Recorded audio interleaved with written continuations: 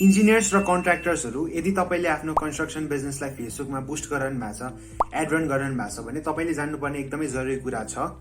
हामीले रिसेन्टली एउटा कन्स्ट्रक्सन क्लाइन्टको लागि मात्र 12 रुपियाँमा 70वटा जति लिड ल्याउन सकेको थियौँ र त्यो लिड भन्नाले चाहिँ उहाँहरूको नाम, फोन, इमेल, उहाँसँग नक्सा छ कि छैन, उहाँको लोकेसन, सो बेसिक मेसेज मात्र होइन।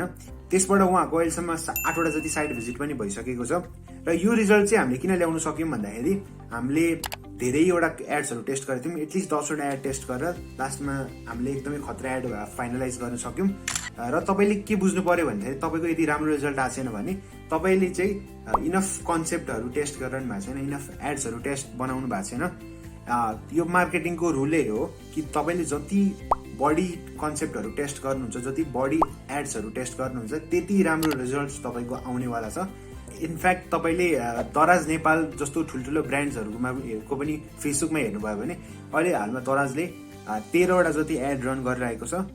तपाईँले आफ्नो कन्स्ट्रक्सन बिजनेसलाई कसरी मार्केट गर्ने भनेर सोचिरहनु भएको छ भने मलाई कन्ट्याक्ट गर्न सक्नुहुन्छ। अहिले हालमा मैले 3वटा कन्स्ट्रक्सन कम्पनीसँग काम गरेर उहाँहरूलाई साइट भिजिट ल्याउने गरिरहेको छ। So I will see you there.